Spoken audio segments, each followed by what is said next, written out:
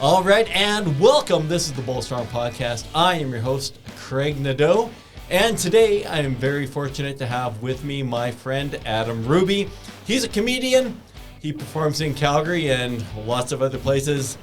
As a comedian, we never really know what's going to come out of his mouth, but we're excited to hear what he has to say today. So thank you for being on the program. Hit subscribe, hit like, and follow us on YouTube, LinkedIn, wherever else you can find us. All right, Adam, welcome to the show. Thanks for having me. Yeah, glad you could make it by. So excited to see you. Are you been traveling a lot, or where have you been at? Mostly, we just got off corporate season, so just mostly sticking around home, doing corporate shows. But now, traveling's starting up again, and the road dog life. Yeah. Is there any like big trips or fun trips? Every trip's a fun trip, but yeah, I got one coming up in Winnipeg that well, hopefully we get out alive. Let's just say this. You don't love Winnipeg? I love Winnipeg, and we're staying at the Fort Garry Hotel. Very nice hotel down there. The Yuck Yucks. It's going to be a good time. Little controversy though, out in Winnipeg with the boys. I have some buddies out there. They're doing some shows. Yeah. Getting a little animosity. Uh-oh. Yeah. Is it East versus West stuff, or is it? Yeah, maybe. I think it's more. I don't even know. Yeah, I don't even know how to say it. It's more like, let's just say the natives are restless, and they're very active out there and passionate, which they should be. They're proud of who they are, and that's awesome. And but they got a big voice, and I don't think the boys were expecting a big voice out there. Here's a question for you. So, how long have you been doing this for? About 8 years. So long. Yeah. So, one thing I've always wondered, and the reality is comedy is funny, especially when it pushes limits. And if it's not pushing limits, then it feels very pasteurized, and like very 100%. So I've always wondered, you get into a crowd and then, maybe you're going to have a lobby group in there or something. And then how do you manage that? Like, when you're into, if you want to poke fun at, even your own group, whatever that amounts to, like, how do you manage that? Like, do you change what you're going to say or what's going to be funny? I used to, like, when I first started, I'd be like, let's try to please everybody. Yeah. And it doesn't come across as authentic. And like it can get the job done, but it doesn't come across as like exactly kind of what you said, where it's like that authentic edge to it. And it's not even about an edge. It's just about what you think, because you're not the first guy to think that. There's like a ton of other people that think that. Groups of people have thought. And again, we grew up in a generation where that's how we grew up, where we were kind of, everyone just made fun of each other. Like, I'm 5'5". Things aren't easy for me, all right? My wife lets me know that. My daughter is taller than I am now, and she's 14. Like, it's terrible. You could still take her if you have to. Yeah, of course. She's quick. I'm slower than I used to be. Yeah, but it's gnarly. So that dynamic is, it's an interesting world right now. And I think people are just, where the economy's tough, everyone's flared up, and people are on edge, and they're looking to take out some aggression on whatever they can. But a comedy show is a good place to come. Yeah. Because everyone's on the same page. We're all on the same page. Yeah. So. Yeah. I think I remember back to when, maybe, there was a very sanitized period of humor back when I was a kid, and it was, it was even SCTV. You probably watched it. SCTV, awesome. But at some levels, it was a little sanitized because there wasn't a lot of like poking fun at groups of people, or it wasn't even very political. It was always very, they had people that were funny, and they did make fun of certain things. I don't know, but it was a little sanitized. I thought it was hilarious. So. Yeah, I think back then though that it just goes to the culture back then, where it was like they weren't picking on it, like everyone was getting picked on, so it was not a big It wasn't if they picked on the minorities, people weren't like, oh, but nowadays, Oh, yeah. you know, like it's very interesting. So, you know, you have people who are like, don't pick on me because I'm European. And it's like, what is, I never even knew that was a thing. So, Yeah.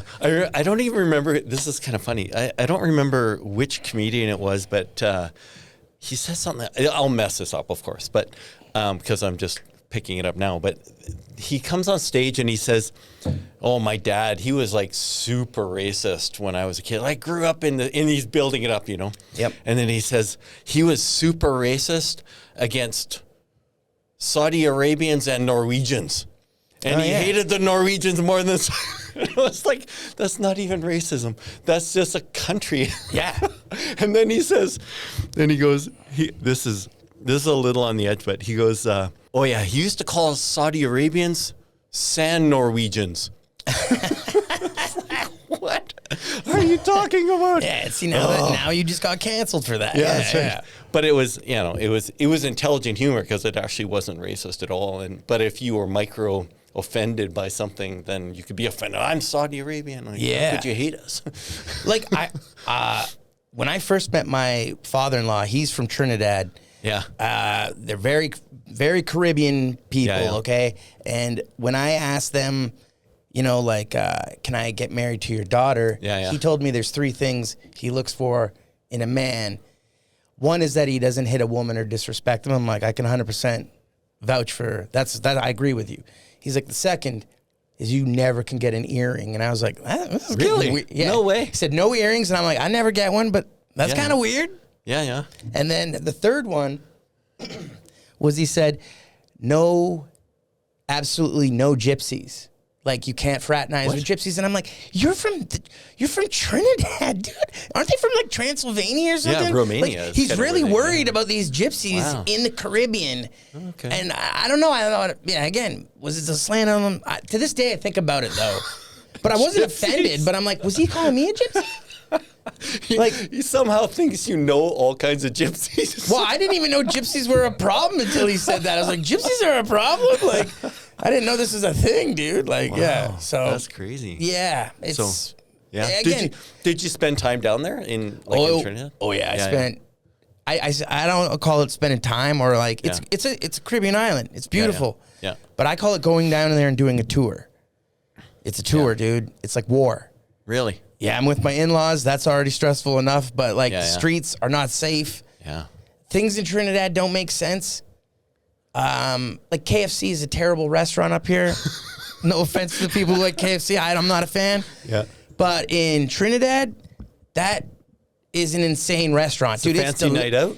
I don't know what it is about the chickens in Trinidad. They eat like from the streets. Yeah. They're in the streets eating like garbage. Those things taste better than any free range Hutterite chicken. Give me a street chicken any day. I'll tell you that. Yep. Wow.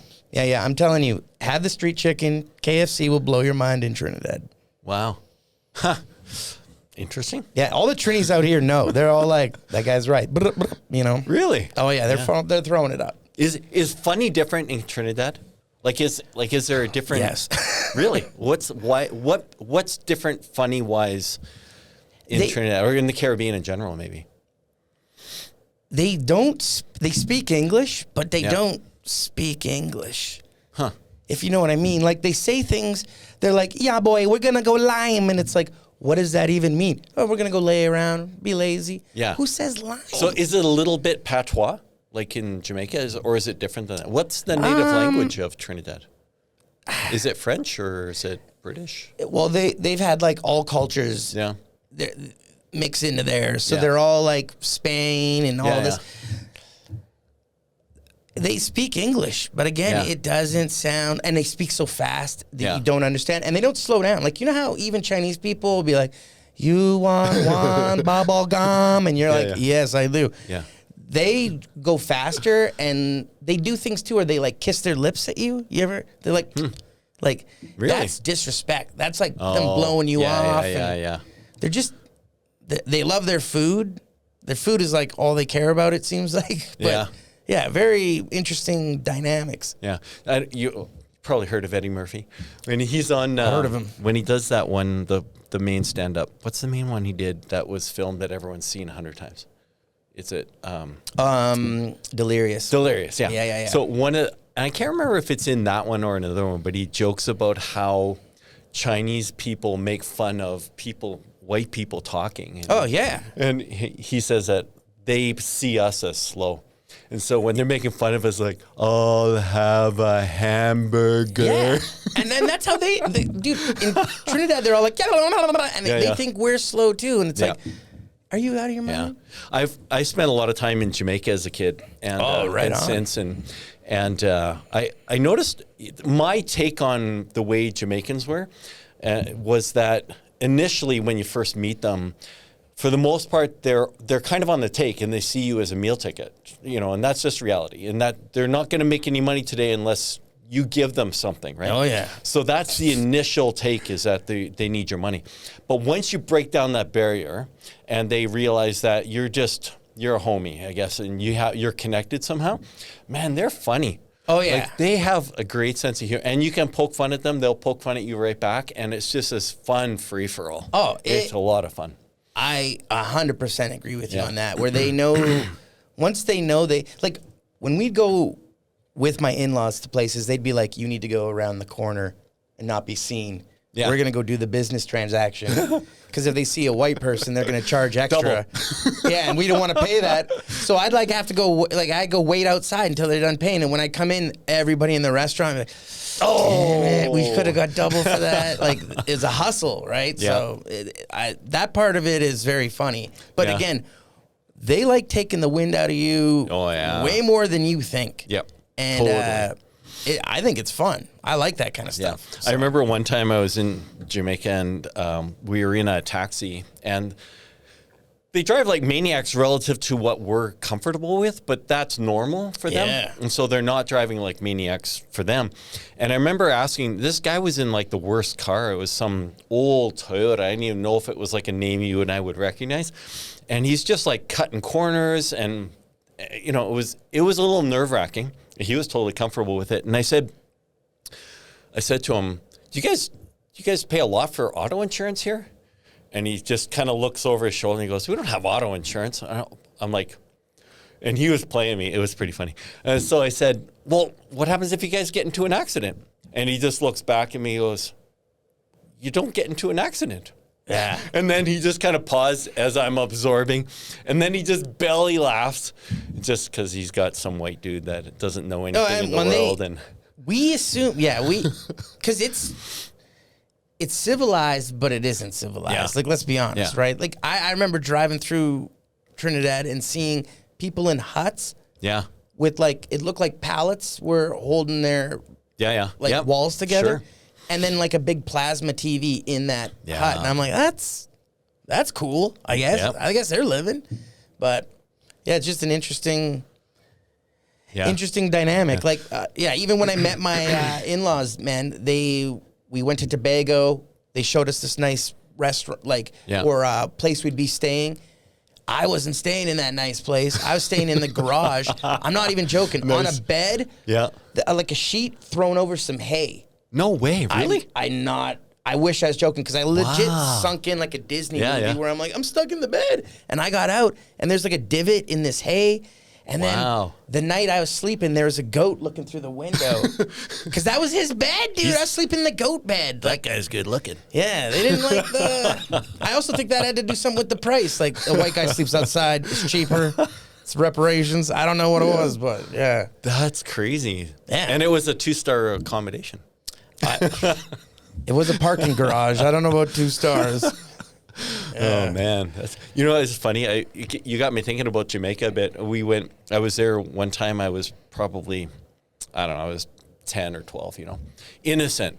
I come from an innocent part of Canada, and we were there, and we're on those. You've probably seen those long bamboo rafts that the guy pulls. Yeah. You sit on it, and so we were on it, and one of the ways they try to milk you for money is that they have all these naked boys are just out swimming, and they're like, throw a quarter, And so then you throw a quarter, and like the water's like chocolate milk brown. Like, I don't know how you'd ever see a quarter. You throw a quarter in and they just dive down and they're so excited. And thank you, mister, you know.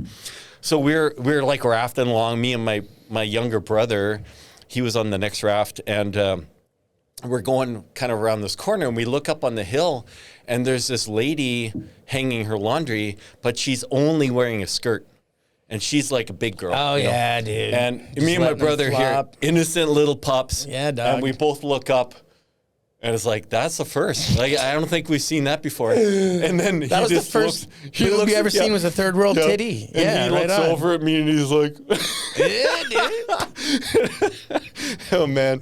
Like, and it's funny, because that was like, 40-ish years, 50 years ago almost. And You still remember that? Oh, man. It's like it was yesterday. It just happened. Oh, of course. Yeah. That was burned into your brain, Oh, yeah. unfortunately. Yeah, Yeah, I that's learned about the world that hilarious. day. There was even a kid. This is so funny. This one kid at the hotel in Kingston, he was like, give me a quarter, drive over my foot. And it's like, literally, he wanted us to drive over his foot for a quarter. Oh, they'll do anything. Yeah. I'd have given him $1 for that show. That'd be great. Yeah. And that's like, reggae. You always see people like the Rastas up in Canada. They're very clean. Yeah. Where you're like, Oh, yeah. Not like Jamaica. In Trinidad, they're literally wearing a loincloth. yeah. They have one dread. It is turning green. Yep. I seen a guy walk into the middle of the street, San Fernando, took his loincloth 2 inches away from his fart locker, and just dumped right in the road. Why not? Walked away, and I was like, "That's awesome." I actually You almost want to high five him. I did. I was like, that's freedom. Like, that guy's free, dude. Yep. He right in the middle of the road. People were watching. Didn't care. Sunday. Didn't care. Whatever. My father-in-law hated it. He was like, Really? that kid's so disrespectful. He Yeah. liked the guy taking a poop. Yeah, there was always that friction between the Rastas and everyone else, because they have this freedom, and that's part of the tenet of what they believe in, is just that women don't wear makeup.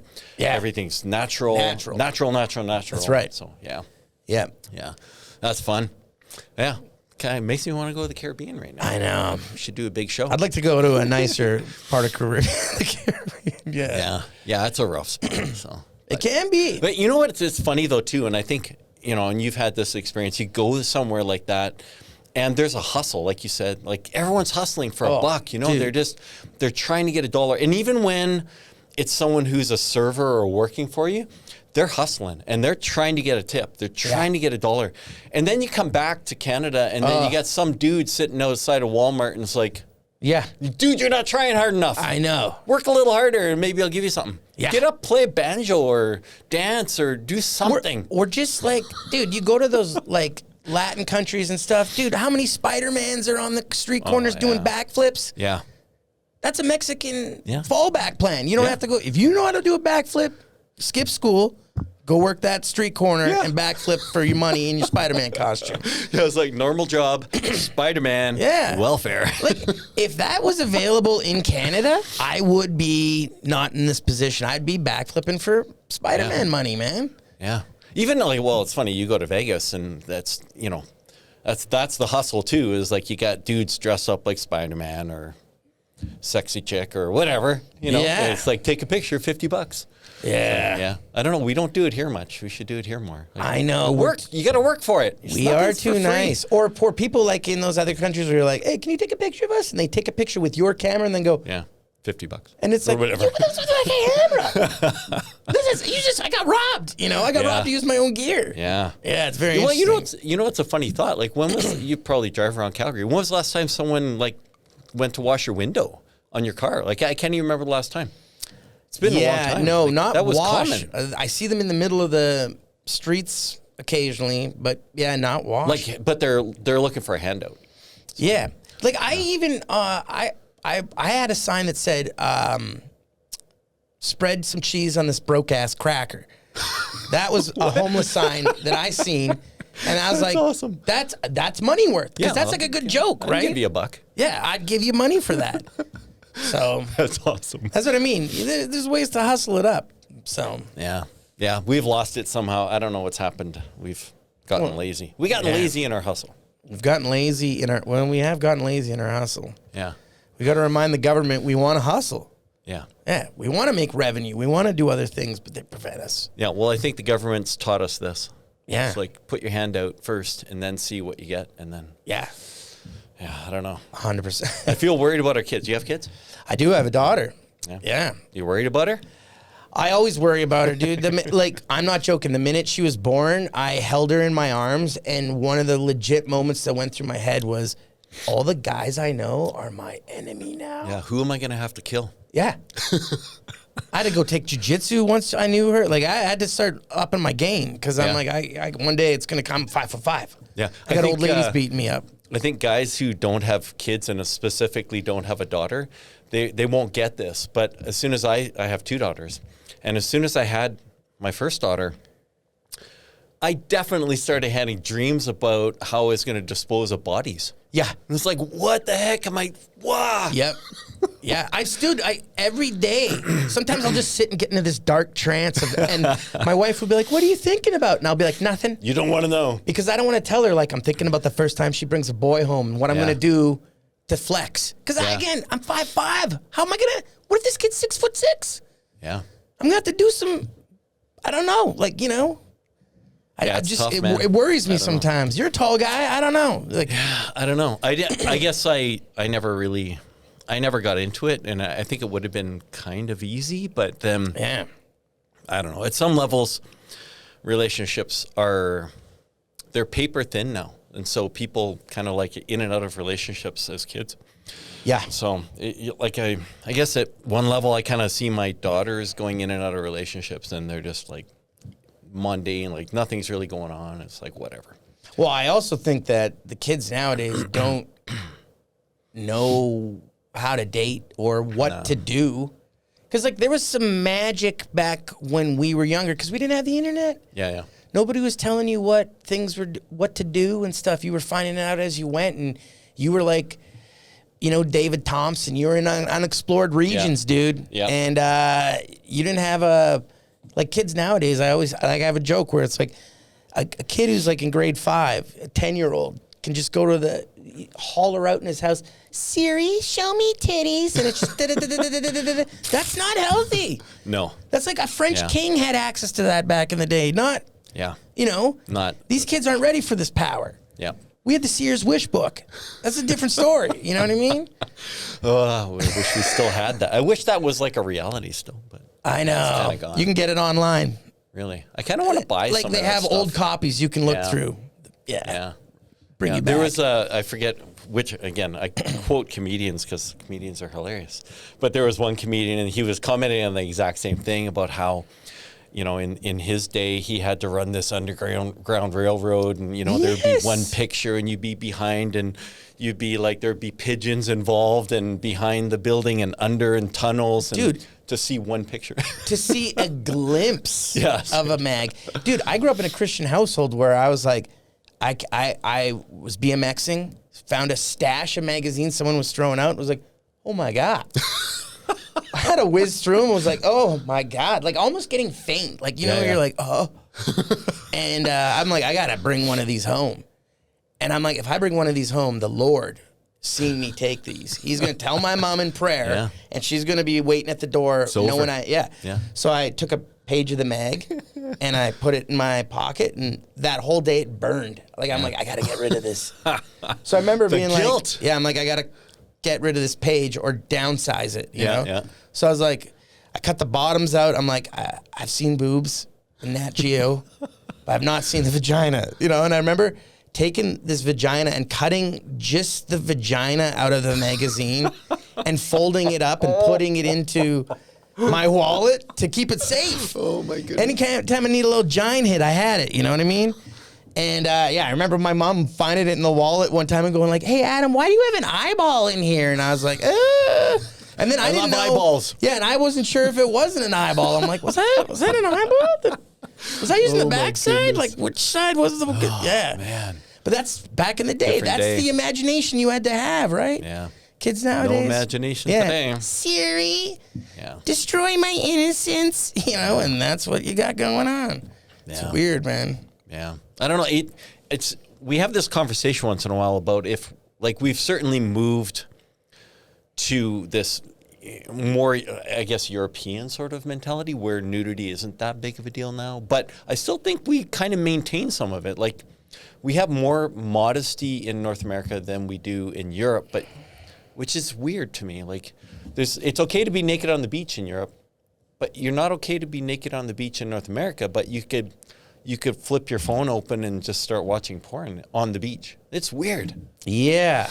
You know what? That is a good point. Last night I was at a swimming pool. Yeah. That I go to. I go steam, and there's swimming lessons. Is that code for something?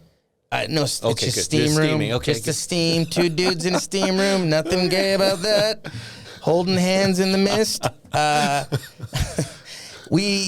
We go there, and it's swimming lessons, which is fine, but it's dads with their kids. So a lot more dads with their kids at this, which I was that dad. My wife worked. I had more time to be with my daughter, so I had to take her to the pool. You probably did the same thing. When you're in the men's change room with your daughter, the protocol is you shield them, right? Like you get changed, and you're keeping them safe from letting them see old man balls. Yeah. The creepy old guy who never leaves the locker room. Oh, yeah. Ever. Yeah, the guy is just sitting there with his legs spread wide, taking forever to put on that sock, and you're just, whoa. Yeah, you're just watching those 2 marbles go back. It's disgusting, dude. And he knows it, and he likes that, though. And that's what I mean, is these new dads are like, there's no shields. Yeah. They're like, oh, there's 2 dudes, grown men. We walk in, and they look at us like, bring out your beautiful balls in front of my daughters, boys. It's a weird vibe because I never... Like if that were me, I'd put on... Like, if I saw a guy come in with his daughter, I would be more uncomfortable, and I would, probably go to a room. Like, I wouldn't change in front of and that's it. But it was like a sea of this, so you're like, where do you... So, that's weird. And remember, back in the day, the biggest sign of you not being a man in a locker room was when you had to build your little corner fort tent with the, and you're like, no, you have your no. own clothespins. Yeah, and you're like taking up locker space because of it. That is the most ridiculous shit. But you're left doing that now because they don't. Yeah, it's just again, it's I don't know what's. The modesty's gone. It is, but it's weird that there's still like this sense of I'm gonna bully you somehow. Like there's in my head. I don't want to be completely naked in front of you or anyone else because I know somewhere inside you, you're going to bully me. Even if you don't say it, I know you're going to judge me. And so I just kind of rush. I rush through the intimate part of changing. Oh, yeah, that's me too, dude. Yeah, I'm always like, put the shirt on first, then underwear quickly. Don't expose the boys. Yeah, there's a modesty to it. But, certain people do not have that, it seems like. Not anymore. No. But it is weird at the gym and any locker room changing. It's like, whoa, dude, you guys need to reel that in. No one wants to see that. No one wants to see it at all. Yeah. Go elsewhere. Yeah. Do you remember not that long ago, you've been in Calgary for a while. Yep. Yeah. Southland was rented out for this, I'm just going to say nudist event. Do you remember that? Was it 5 years or maybe longer? I do remember they were going to do a naked swim night or whatever. Yeah. Did that go down? I think it did. Yeah. Oh, weird. And I keep Googling at it. They don't do it anymore. So it's over. Oh, that's hilarious. Yeah. That was a weird event. I don't know what to think about that. Yeah. I did I did a swingers club one time and just performed there. Yeah. Oh, that's not what I thought you meant. Yeah, I went there and... I just did the club. Yeah, I did the whole entire club. Everybody, even the janitor. You were great, Sam, we did a swingers club one time, and I couldn't believe, the protocol they had. For people who are pretty open about nudity, they were it reminded me of, Blade. You ever see the movie Blade? Yeah. Where you'd find those vampire clubs that had the weird symbols, and that's how the swingers clubs are. Really? They're hidden. Yeah. This was between a paint store, a Benjamin Moore's and industrial areas. Way. A little door Yeah. that led With you some into symbols? I won't say the club, but people are there. They can't get alcohol because they can't get a liquor license. Right. So they got to bring their own booze. Yeah. And it's weird because they label their liquor, but they share their wives. Isn't that interesting? Yeah. Very particular about their liquor. I saw that this becomes incredibly informational for all the people that need information on swinging. But on on cruise ships, one of the things, and I don't know how I tripped into this, but people bring pineapples, a picture of a pineapple, and they put it on the door upside down, and that means that the door's open and they're ready to play. Yeah. I've been on a lot of cruises. I've never once seen it. I've never seen that either on a cruise. Yeah, I've only been on one, but never seen the pineapple. Yeah. But yeah, it always makes me wonder when I see some like 65-year-old guy with a pineapple tie. I'm thinking, do you know something? I don't know if you know something. Yeah, he knows that cruises are boring and you need something to do on the cruise. Yeah. You get into swingers clubs. You know what's an interesting, we were down in Vegas just a little while ago, not at a swingers club, but there's a really old club there that is called the Green Door. And it's probably the oldest swingers club that exists. And you can Google it online, and it's a legit place. I don't know like where it is. I don't think it's on the Strip, but it's south, but it's world famous. And there's a song I can't sing, but the Green Door. There's a song about the Green Door, and it's a swingers club, and that's from like forever long ago. I think that song is from the 60s. And that's what I mean. I think back in the day, it was just like, remember the Grizzly House in Banff is an old swingers club. Are you kidding me? Really? Yeah, they have phones on the wall that you could call other tables and be like, hey, your wife's hot. Let's have a fondue later. Are you serious? 100%, man. Old swingers club. Really? It's well known. And that's like Isn't it a fondue joint now? Yeah, nothing sexier than dipping your meat in some cheese, I guess. Yeah, but I guess so, yeah. It's very crazy. interesting, man. Yeah. So, and that's what I mean is like back in the 60s, that's what I mean. Like, I feel like the LGBTQ and all these, they're not as sexually active. They're active politically, but not, I feel like sexually they're not as active as the 60s. You know what I mean? The 60s seemed like cats and dogs were having pugs or some, like everything was doing it back in the day, and it was fine. Yeah. And nowadays I feel that they're not as intimate. You know what I mean? When's the last time you seen two lesbians holding hands? You know what I mean? Like, and just enjoying themselves. Maybe it's the persecution. I don't know. Yeah. But it was interesting. I don't know if it was probably Jordan Peterson, he was probably talking about this, or someone. It was just talking about how, like, when you look at the stats of marriages and divorces, that lesbians get married at a higher, or they get divorced at a higher rate than two straight people. And then the gay men tend to stay married way longer. Dude, isn't that crazy? I will say this again. I've worked in gay clubs. Yeah. As a comic, not doing the whole club. The gay guys, there's a level of fun there that they don't take themselves serious at all. It seems like. I know there's gay guys out there right now like he's never met Daniel, but for the most part, I could hang with those guys. Yeah. The lesbians want to wrestle it. I always get that vibe where they're like, they want to test your testosterone, and it's like I don't have any. Especially a little guy, they're like, that's our first target. We got to work our way up to the man scale. Let's beat the little guy first. So I get a lot of lesbian vibes. I got lesbian friends. Yeah. But I will say the gay guys, I don't know what it is. It's just been around longer. But like forever. The lesbians don't have an accent. You know what I mean? Yeah. Like the gay guys have the gay accent, which is fun. Yeah. Like let's go to everything has it sing-songy. It's you start to get vibing with it. Lesbians are like, let's go play softball. Yeah. Let's go oil my catcher's mitt. Like it's very, I don't know. It's not as fun to me. Yeah. Yeah, and then the rest of it just seems, I don't know, it is what it is, but I don't know. I don't really get it myself. I just like, and you know what? I don't even care. I just want to like, and that's me. I'm like, get to work. I'm trying to pick it up as I go along, and I'm like, I got tastes of it, but I don't understand it. Yeah. And I'm not talking from a level of expertise, LGBT community. Yeah. Don't come after me. I'm just saying, why don't you guys have an accent? Lesbians. It'd be more fun. Yeah. I remember the first time this lady I worked with, she felt the need to tell me that she was a lesbian. Oh, yeah. And I remember thinking, like in my head, I was like, why do you think I care? Like, why is this important information right now? Like, we just work together. Like, Yeah. I'm not hitting on you. I don't like you necessarily. We're just sitting here side by side working. Let's just work.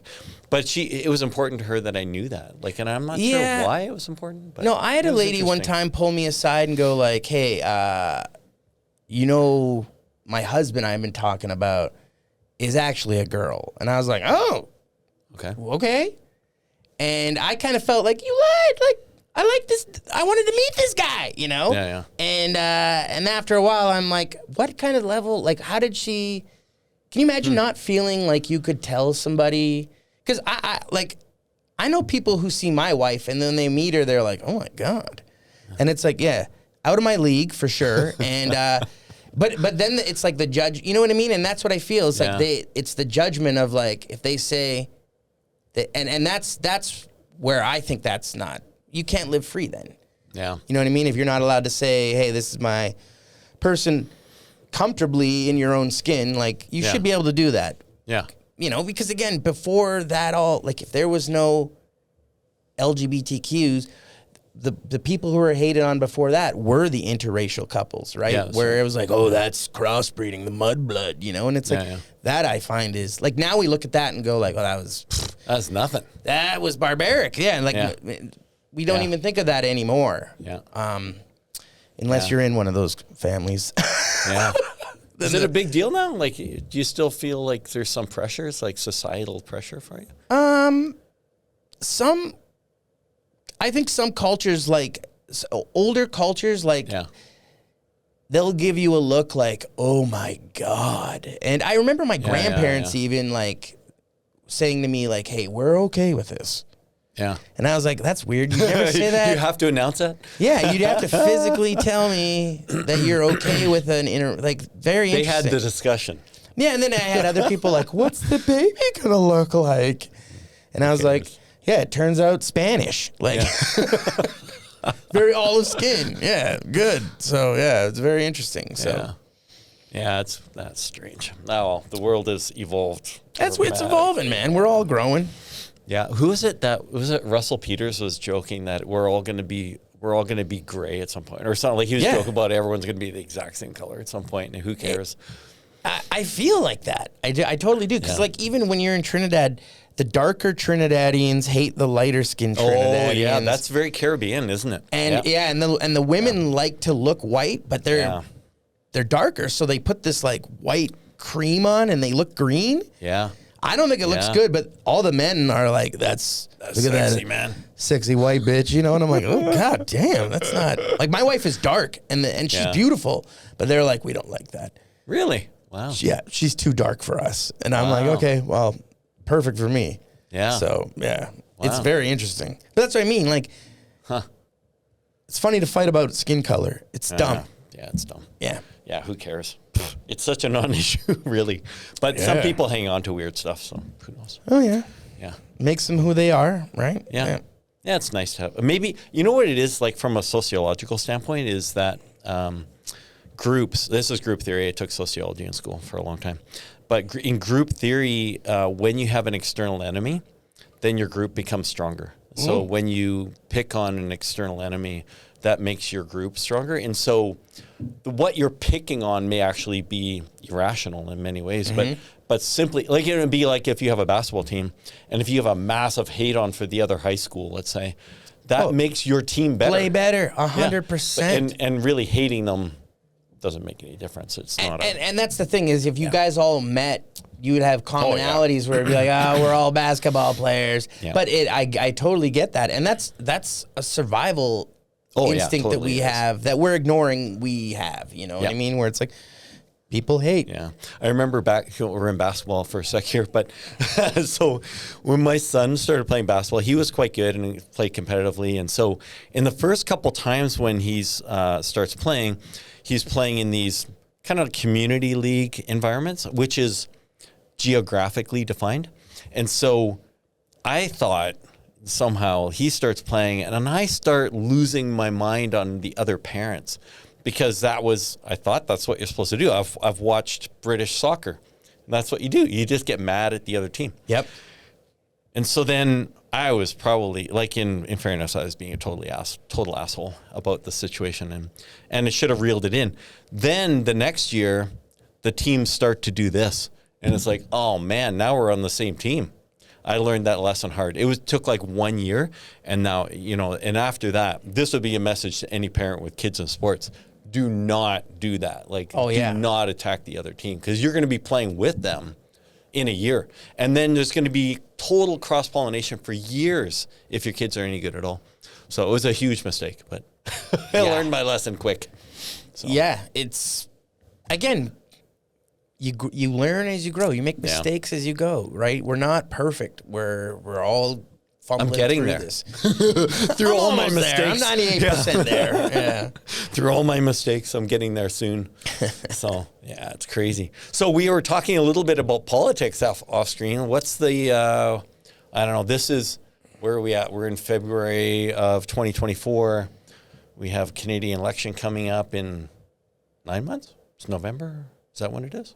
Yeah, so, I think it's November. Yep. Okay, crazy. And you know what's funny is that I think back when I was a kid, politics was something that you could crack jokes about, but now it's like, oh yeah, just be careful. Yeah, like when I was a kid, it was like the political editor cartoon, like the political cartoon was one 100%. Of the so good, always funny, and they always made the prime minister look dumb, and I liked it. It was like a Mad Magazine take on what's happening, but I don't know. Right now, I think we got to.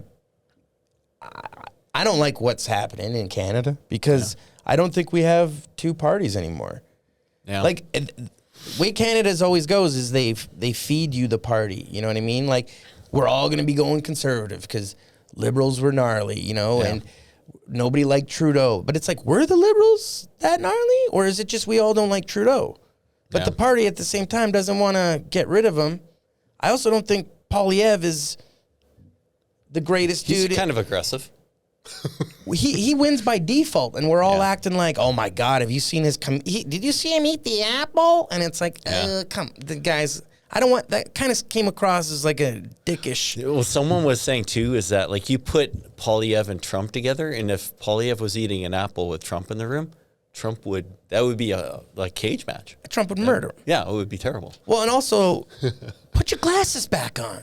Oh, yeah, it does look funny. Why'd you take the glasses off? That's right. Dude, if I was somebody with glasses, like, hey, cool. And then he took them off because he's like, I want to look tougher. You look nerdier. Yeah. Like, put them on. That's who you were. That's who you were introduced to us as. I don't know. Yeah. It's going to be tough. And, and the thing always with politics is we're kind of like hating on Trudeau because we're all having this crappy experience.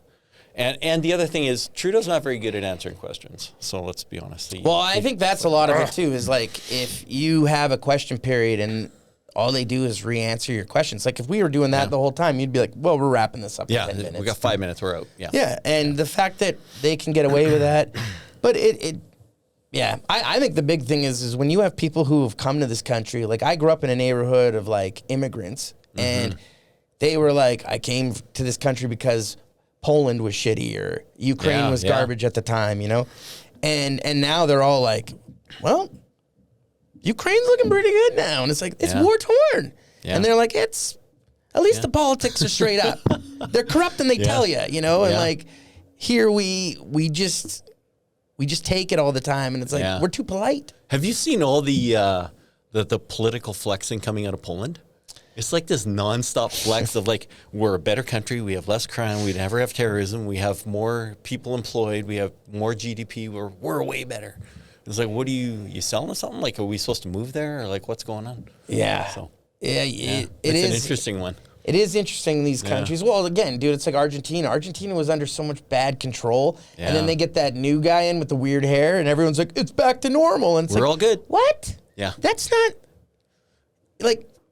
I don't get, like, it's not going to change overnight, guys, but it's your mindset is, oh, God, we're freer under this guy. That's creepy. Yeah.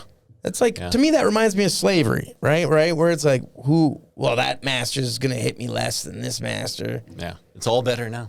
Yeah. You know what's a funny commentary on, like, the U.S. is that, there's a lot of people that just don't like Trump. Like they don't like the They don't like who he personality, is. right? Right. Whether the politics and the policies and the programs are good or bad, doesn't matter. But someone made a great, like a great thought about it was that, look, if you go to a bar any Friday night, the loudest guy at the bar, the most obnoxious guy, that's the one everyone wants to be around, and that's Donald Trump. And so it's like, well, yeah, sure you don't like him, but if you went to the bar and he was there and he was buying drinks and yelling and being obnoxious, you'd want to be around him. Like, what the heck? You know what? Ugh. I'm not a big Trump guy, but I will say that there's things that he's done that are so not the way people do them that it makes it hilarious to me. Yeah, for example, they did this split where it was Barack Obama explaining that they killed a ISIS leader or something, and Obama was very like, we went over there. It was 6 a.m. We took his life. Trump was hilarious. Yeah. Because he was like, we went over there. We killed him like a dog, and then he knew he shouldn't have said that. And he's like, he was a beautiful dog, but I love a dog dogs. with talents, dogs. And it was like, a dog with talents? What the heck is so this good. shit? And it's like, what? And I think people wanted Biden to be more fumbly. Yeah. But he's just incoherent. Yeah. Like, he doesn't make a single ounce of sense. You can't take any of that and be like, what did he say? Yeah. Because he'd be like, there's nothing on that laptop, and we're drinking Gatorade. And it's like, what? Like, where are we at? How did you get Gatorade in here? Yeah. Like, he just doesn't, he's clearly too old. Yeah. So, and I don't know why it's not okay to even for him to acknowledge it. And maybe that's what we do when we get old. Maybe we ensure that the people around us know, hey, I'm okay to drive. I'm still okay. It's okay if I drive. Don't worry about it. And then we pile up into something. Biden has people like to say, don't worry about that accident. We're good. We're just drive over here more. I don't know. I don't get it. Like if he's, I don't know. I'm not his friend. I don't know him personally, but like he seems lost. So that'd be tough. But as his friend, wouldn't he be like, yo, Joe, dude, we got to take a break. Like, why don't you want to retire? Yeah, well, no kidding. That's my thing is, why do these old people want to retire? Even Trump. Hey, how much you got? I know. Take a break, my friend. Take a break. Yeah. There was an interesting thing on YouTube or somewhere, and they were talking about when a president would go into office and then come out of office and how much their net worth was. I actually seen that. I was and astounded. Trump's net worth is like plummeted. He went down $1 billion or something. Clinton went up by like 150 million while in office. Like, oh man. I know. Somebody's on the take. It's good. I like it. Yeah. So. And then that's what you mean is like, how are these guys? Like, it's even like Trudeau. He's never really lived a regular life. Yeah. He's always lived under our money. So that's why I don't think he has problems spending money. It's like your kids. If your kids live at your house when they're like in their 32 still, they're spending your money like they don't have. That's how he's just doing what he's been raised. And there's the crazy thing about it, right? Like we're picking on him and we're saying, oh, you went on an $8,000 vacation or you bought a new watch. We paid for his life. But like, hold on a second. Like the guy he's probably real world, his CRA numbers probably a couple million a year. Like, well, yeah, he's going on an $8,000 vacation. Wouldn't you expect that from someone making $2 million? Well, and that's my thing is like, as a comedian, I'm already writing jokes on Pierre because if he's gonna get in, I'm like, okay, Pierre, I don't want to see you take one nice trip, motherfucker. Like, I don't want to see you go anywhere. You talk this poverty lifestyle, like, I'm just a simple politician. Yeah, it's like, well, let's see. Well, sure, but the reality is if some dude who was a welder for 30 years runs for the premier type position, like, are we going to vote him in? No, he's not getting in. Because we want someone who's got like the mental capacity of someone who makes $250,000 a year already. Well, they're going to go on $8,000 vacations. That's just, you can't.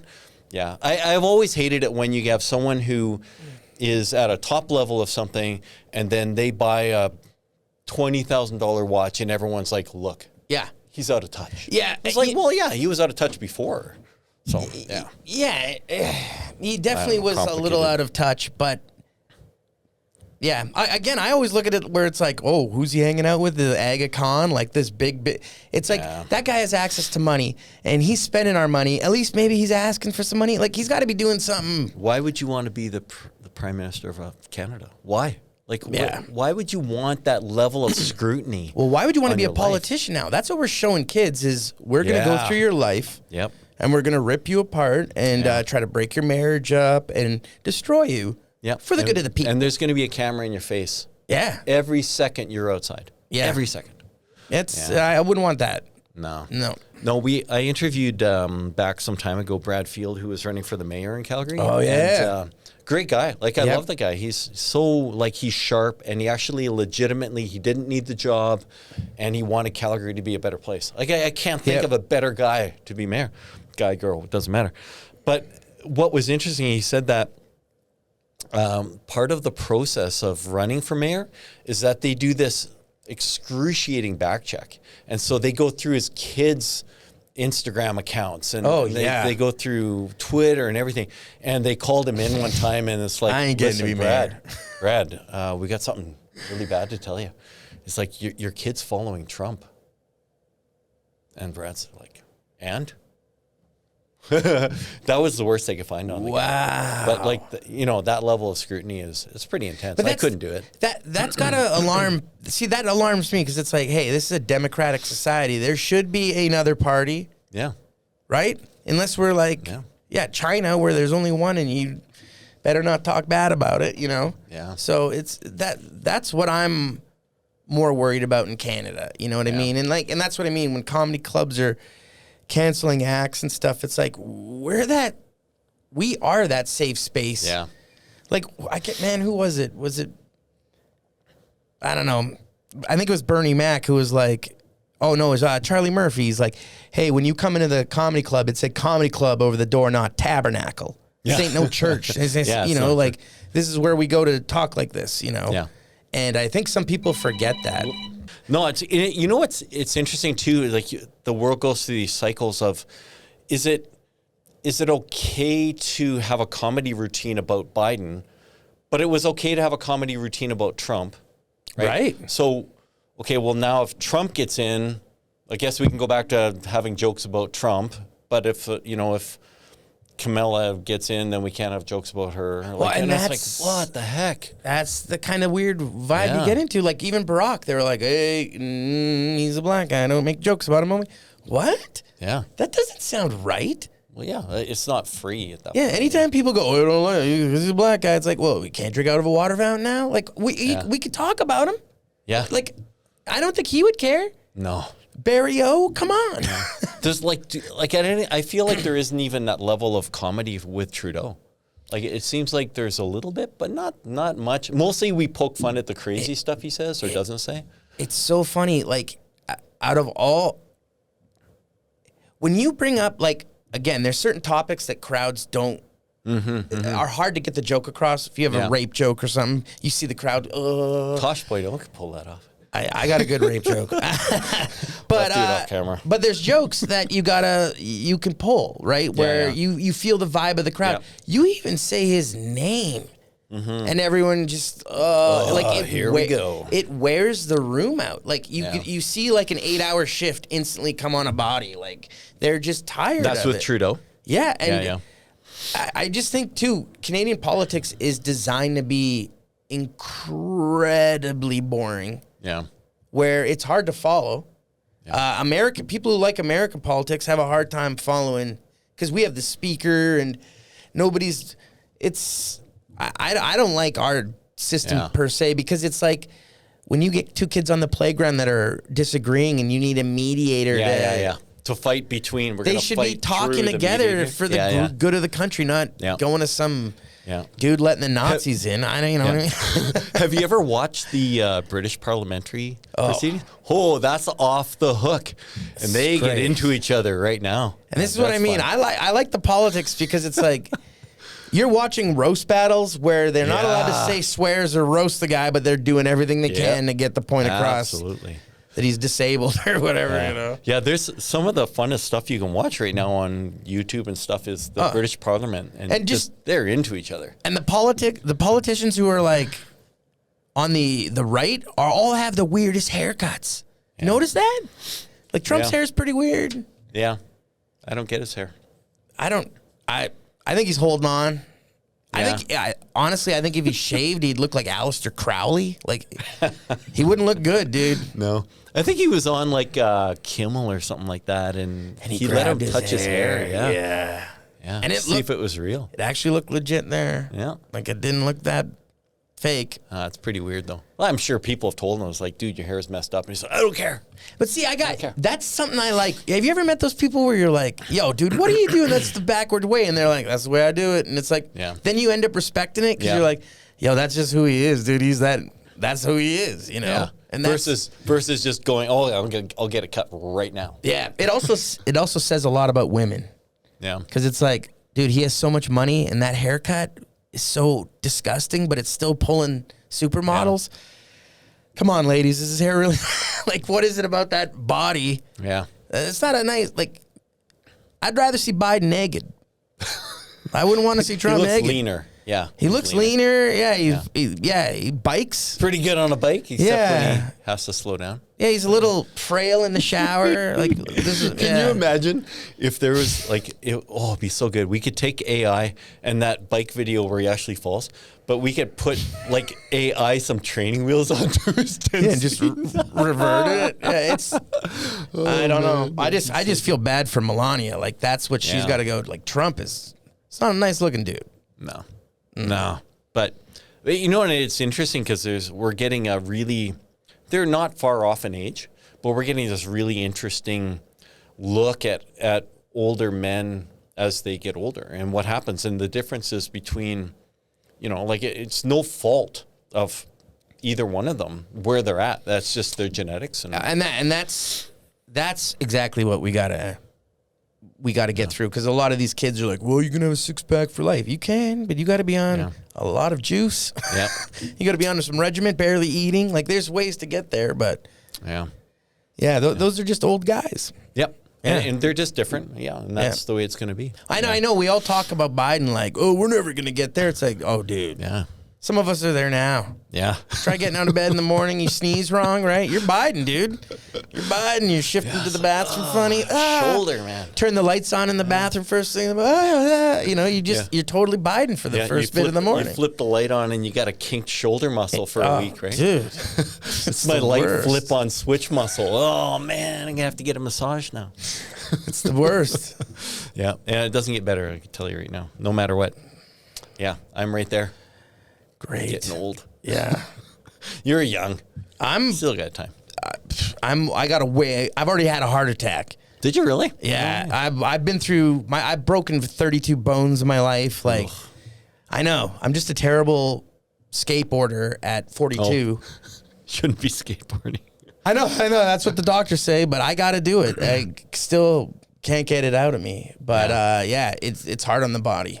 Yeah. I never skateboarded. We had a this is some testament to how old I am, but when I was a kid, we had a wooden skateboard that was like the narrow size. Yeah, dude. It was brown wood and had metal wheels. Yeah, roller skate wheels. Yeah, and our exciting time was to put it at the top of the driveway and skate down to the bottom and then run it back up. And that was as much as we did. And that was no way that would have. Yeah, boards was not fun back then. No. That would have been a terrible ride on your feet. Every single rock that stopped the board. I feel like they're making skateboards for 40-year-old guys now. Probably, yeah. Because even as a kid, I'd have been like, "There's no way those soft wheels," and we're all. Yeah. It's very interesting now. Yeah, they're doing some cool stuff. Have you seen those? I don't know if you ride a motorbike or not, but they have it's like a airbag kind of product for your jacket and pants and stuff. Like, we need that. Like for roll. Dude, for snowboarding, it would be great. Hey, there'd be 40 or 50 40-year-olds on the hill just kind of like frozen in time because their bags went off. Inflated suits. They just hook onto them and then they hook on another one and they just drag them all down the hill.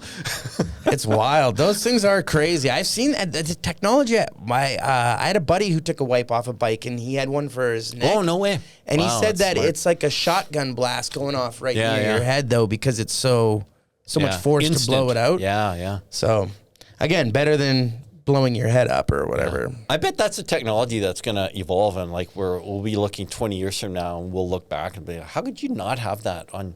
Yeah. Because old people, they're one fall away from. Oh, dude. Grandma should have that on her hips all the time. Yeah. Yeah. Or some sort of weird tripod thing that as soon as they start to get past a certain angle, boom, these things pop out of there. Yeah. Yeah, dude. We're on it. We got to get something going. We're going to go. Well, listen, Adam, super appreciate your time. Hey, thanks for having me, guys. Yeah, thank you. Over a beer, and we'll just man. hang out. But yeah. Let's get on with life a little bit. When's your next show? I got a show coming up. I'll be in Winnipeg next week. Okay. And yeah, when are you back in Calgary?